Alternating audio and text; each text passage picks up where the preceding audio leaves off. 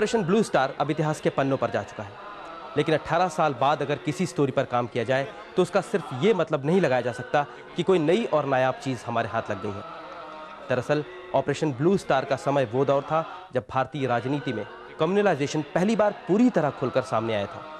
पर जैसा मैंने पहले ही कहा है कि सिर्फ एक इतिहास है, पर इतिहास से और कुछ नहीं तो इतना सबक तो लिया ही जा सकता है कि दोबारा कोई ब्लू स्टार ना हो। ये डर सिर्फ इसलिए है क्योंकि हमारा ये समय भी कम्युनल पॉलिटिक्स के साए से गुजर रहा है।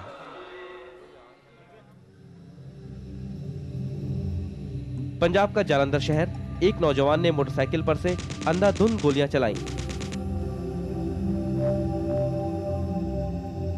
4 लोग मारे गए, 12 लोग बुरी तरह घायल हुए।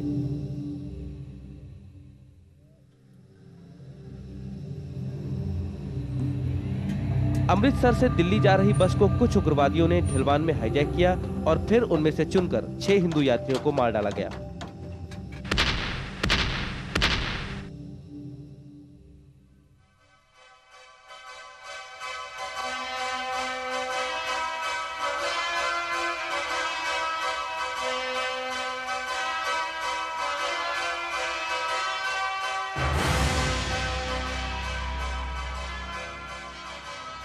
उन दिनों अखबार की एक एक हेडलाइंस पूरे देश का दिल तो दहला देती थी, पर पंजाब के लिए ये आम माहौल बन चुका था।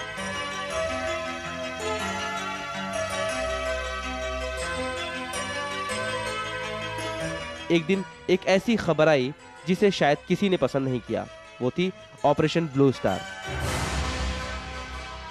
पंजाब के लिए एक बहुत अनफॉर्चुनेट हैपनिंग थी, इंसिडेंट था। और कई चीज़ें होती हैं कि अगर वो भूल जाए आदमी तो अच्छा रहता है। अब्दाली के बाद अब्दाली जैसे ही घटना थी। ऑपरेशन ब्लू स्टार दुनिया का शायद सबसे कंट्रोवर्शियल मिलिट्री ऑपरेशन था और अब विशेषज्ञ यही कहते हैं कि अपनी फौज को अपने ही लोगों से लड़वाने की जिम्मेदार थी वोट बैंक पॉलिटिक्स। भिंडरांवाला को सियासत में कांग्रेस वाले लाए थे, तो फिर अकालियों ने कहा कि ये तो हमारा ग्रंथ ही था, कांग्रेस वाले ले गए, हम इसको प्रयोग करेंगे कांग्रेस के खिलाफ। तो वो उसे अकाल तख्त के ऊपर ले गए। दोनों उसका प्रयोग करना चाहते थे एक दूसरे के खिलाफ, ताकि पंजाब के अंदर सत्ता हासिल करने में हमारा हाथ ऊपर हो जाए। ये कहना कि कांग्रेस का इसमें कोई दखल है, फिर मारे तो हम लोग गए। अबाउट 3000 पीपल कांग्रेसमैन, चाहे वो काउंसलर थे, एमएलए थे या पदाधिकारी थे, वो मार दिए गए थे। तो उसके मुकाबले में तो अकाली एक भी नहीं बना। यानी सत्ता की राजनीति हरे भरे पंजाब में आतंकवाद की फसल बो रही थी और जाने अनजाने पंजाब टेररिज्म की रफ स्क्रिप्ट भी लिखी जा रही थी, जिसका परफेक्ट क्लाइमेक्स होना था ऑपरेशन ब्लू स्टार।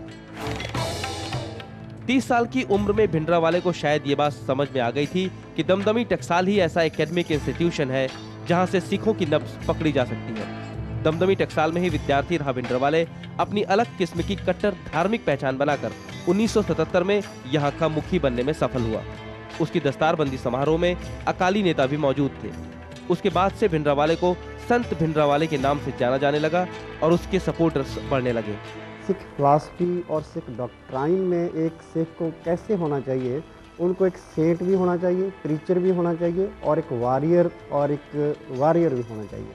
शुरू में जब ये ग्रंथी थे, इनको अच्छा गुरबानी का अच्छा ज्ञान था, काफ़ी इनको याद थी गुरबानी, और ये अच्छे वक्ता थे। जैसे पंजाब में एक जो आदमी गर्म तरीके से बोल सके, जिसको क्या कहते हैं गर्म भाषण कर सके, तो उसको पसंद किया जाता। तो उसमें भिंडरांवाले काफ़ी तेज़ भाषण करते थे और काफ़ी अकालियों को भी कोसते थे, कांग्रेस को भी कोसते थे कि पंजाब में जो कुछ हुआ है ये कांग्रेस और अकालियों की जिम्मेवारी है। आज से लगभग 25 साल पहले इसी जगह पर सिख असंतोष की नींव रखी गई थी। सिख निरंकारी मतभेद काफी पुराने थे। बैसाखी के दिन निरंकारियों के विशेष दीवान में कुछ सिखों को लगा कि उनके गुरुओं का अपमान हो सकता है। बादल सरकार उन सिख संगठनों की इसे रोकने की अर्जी खारिज कर चुकी थी। दमदमी टकसाल का कुछ गर्मपंथी सिखों का अखंड कीर्तनी जत्था इसके विरोध के लिए वहां जा पहुंचा। बातों ने अचानक हिंसा का रूप ले लिया, जिसमें 13 सिख मारे गए। इंक्वायरी रिजल्ट्स भी कुछ सिखों को अपने खिलाफ लगे। दमदमी टकसाल में बैठे भिंडरावाले और उसके समर्थक सिखों के नाराज होने की ये एक शुरुआत थी। भारतीय विदेश विभाग के संगत सिंह ने अपनी किताब में लिखा है कि लगभग इसी वक्त पूर्व राष्ट्रपति और कांग्रेस लीडर ज्ञानी जैल सिंह डोरमेंट नक्सलाइट्स के ग्रुप्स को दल खालसा के नाम से शुरू करना चाह रहे थे।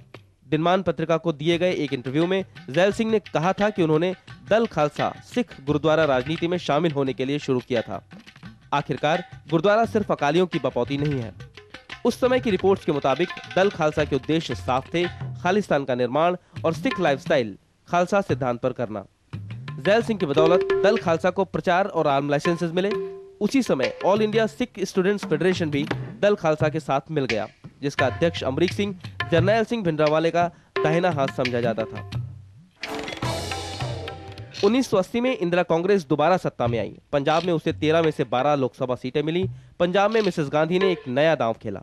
उसने हिंदू पता ले लिया, समाजवाद, गरीबी हटाओ, प्रीवी पर्स बंद करो, बैंक नेशनलाइज करो, ये नारे सब थोथे हो गए थे।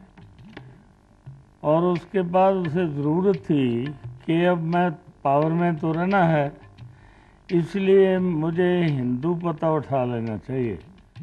कांग्रेस कैंडिडेट्स हिंदुओं को साथ लेने के साथ साथ पोस्टर्स में ये भी छपवा रहे थे कि भिंडरावाले सपोर्ट्स में।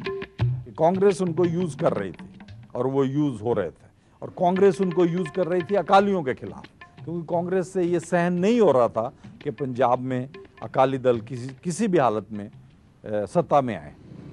आतंकवादियों के इरादे तब उभर के सामने आ गए जब सिख नौजवानों ने 9 सितंबर 1981 को हिंद समाचार न्यूज़पेपर ग्रुप के चीफ एडिटर लाला जगत नारायण को लुधियाना से जालंधर जाते समय मार दिया।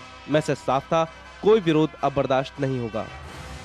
उस टाइम में लाला जगत नारायण जी जो पंजाब केसरी के संपादक थे, तो उस टाइम जो लाला जगत नारायण थे तो ये सिखों के खिलाफ बहुत सी अपनी अखबार में और भड़काऊ लिख रहे थे। लाला जी लगातार ही सिखों के धार्मिक और सभी कामों में ऐसा लिखते थे जो सिख उसको पसंद नहीं करते। लाला जगत नारायण मर्डर केस में जरनैल सिंह का नाम भी आया। 12 सितंबर को अरेस्ट वारंट्स भी जारी कर दिए गए। अपनी शर्त के मुताबिक भिंडरावाले ने 20 सितंबर को चौक मेहता में लाखों की भीड़ के सामने एक उत्तेजक भाषण दिया और आत्मसमर्पण कर दिया। गिरफ्तारी के बाद भीड़ और पुलिस के बीच क्लैश में लगभग 2 दर्जन लोग मारे गए। भिंडरावाले के अरेस्ट के विरोध में 9 सितंबर को इंडियन एयरलाइंस का एक बोइंग हाईजैक किया गया और कई जगह खून खराबे हुए। इंदिरा गांधी ने तत्कालीन मुख्यमंत्री दरबारा सिंह से कहा कि वो भिंडरावाले को छोड़ दें। 15 अक्टूबर को रिहा होने के बाद वो हीरो बन गया। उस केस पे पुलिस ने भिंडरावाले को अरेस्ट करना चाहा,